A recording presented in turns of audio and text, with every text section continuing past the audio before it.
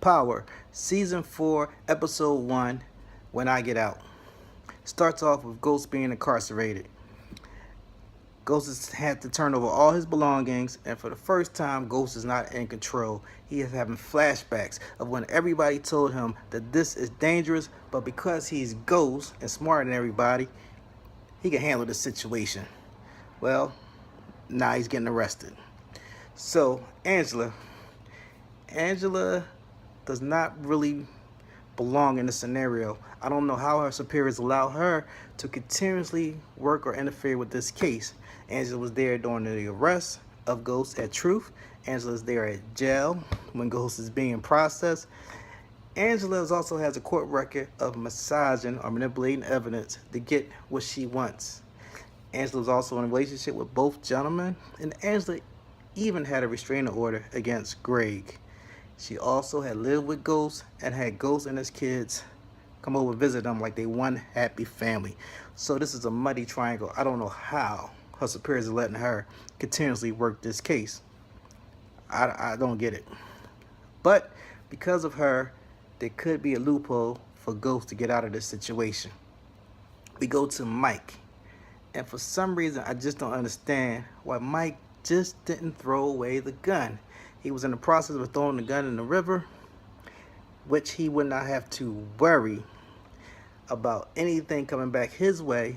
Why take the chance, after learning that Jamie has been arrested for killing Greg, of keeping evidence on you with a possibility of someone discovering that evidence in your possession? Just by circumstance or happenstance, there would be a chance that would permit you to plant said evidence somewhere in Ghost's home, place of work, somewhere without you being seen or recorded. I don't think the risk is worth it. Even if Ghost had a mistrial, so what? Okay, Tommy. Tommy goes to Truth because he got a call from Tasha, who received a text saying that Tariq has been kidnapped and they want a ransom. Tariq's younger sister said that Tariq has been hanging out with Slim, who Dre introduced Tariq to Slim. So Tommy goes see Dre at Truth, and he wants to know who is Slim and where's Tariq. Dre lies to Tommy. Tommy picks up that Dre is lying to him. Tommy asks, where is Ghost? Dre says Ghost has been arrested tonight by his girlfriend. This was a shock to Tommy. So we go back to Angela, who's home, and she arrives home to an empty house. Lights is off. She's feeling depleted, emotionally drained, empty.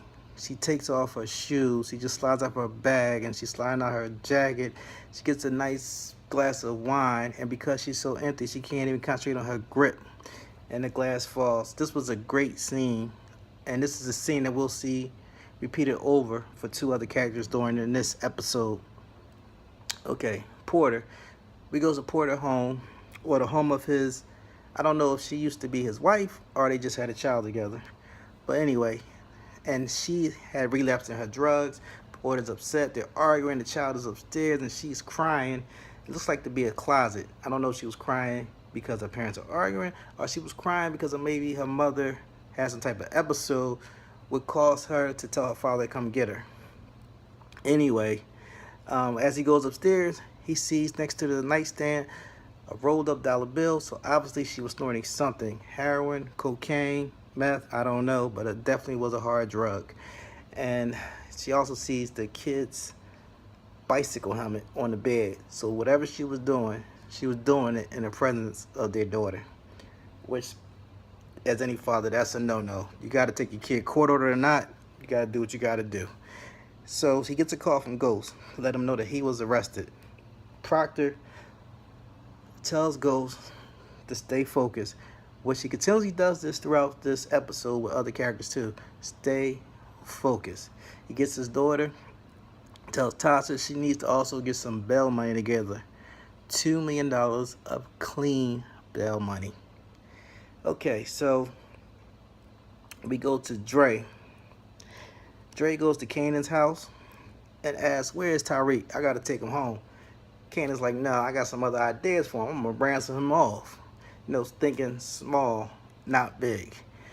And Dre's like, no, Ghost has been arrested tonight in the club. You ain't gonna get no money. Tasha don't know where no money at. You ain't getting nothing. So let me take Tariq home and I can help you get back in. Kenan agrees, but only if Dre gives him $45,000 a week. A week, $45,000. In 5 months, that's 200. That's $250,000. 10 months, $500,000. That type of money will be noticed eventually missing. So I don't know how long they could keep this going on. But they agree it's for Kanan, his girl, and the boy that travels with him. Travels with his girl. I don't know I can't remember who he is.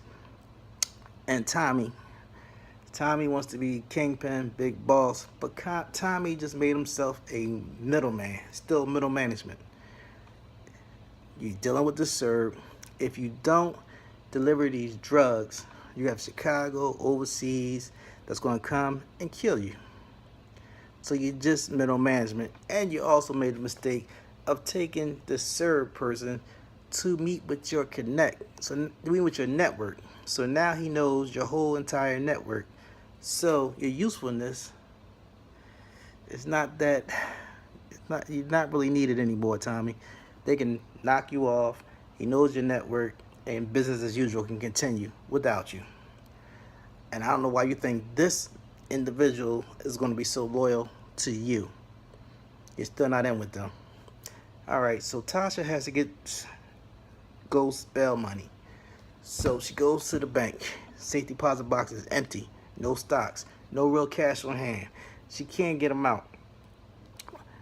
And this I have a little problems with, because the character like Ghost, I don't see him having no money in the bank, selling the stocks, renting his home. His kids' tuition has to be anywhere from $20,000 to $40,000 a year. How can he support this lifestyle with 3 clubs? I just don't get it. And I think Ghost is too smart to put himself in a position where his whole lifestyle will be so fragile. I just don't see it. I don't think he would put his kids in that type of position. So Tasha visits Ghost in jail. She says, we have no money. Ghost says, see Dean. Dean didn't fulfill his promise. He didn't live up to his end of the contract. So Tasha brings that information to Tommy. Tommy, oh, that's Dean. Oh, she's like, that's the SERB. Yes.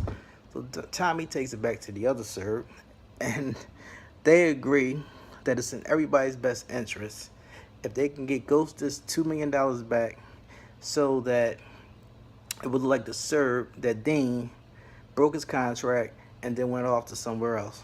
So everybody agrees the money is given to Dre, made out the truth, and Dre gives the money to Tommy and to go bail out Ghost. So we get introduced to John also, who's another attorney. John and Tony, who's incarcerated with Ghost at the moment. John sees Tony and tells him, I need you to rat, so I can clear up some of these cases. I need you to snitch. Tony's like, I ain't snitched all this time. What make you think I'm gonna tell you anything now? And he was like, your wife, cancer, only got like a year to live, so you could make it out, spend the last year with her, go to the funeral. That didn't fly. And then we also see John when he's meeting with the team at the FBI, and he comes in the room showing dominance by standing up while everybody remains seated. Mike attempts to stand up, but John lets him know, I'm taking over the case. Mike, you're my number 2. He tells Angela, come with me to your office. So they go to Angela's office. He sits at Angela's desk. He puts his feet up on the desk. He tells Angela, I need all your notes and investigations. I need everything so I can get this case. And she's like, oh, great. So I'm number 3. Nah, you don't have a number 3 chair. You cannot be involved in this case. You was sleeping with both of these men. What is this lady? It looks like Ghost might have killed Greg over you. You cannot be involved in this case at all. That'd be just too sticky. So they go to court for the bail hearing. And in the court, you see everybody's going through a emotional roller coaster.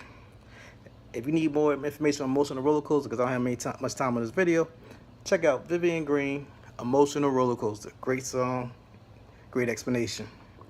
So, looks like Ghost is going to get bail, and the last minute, judge says no.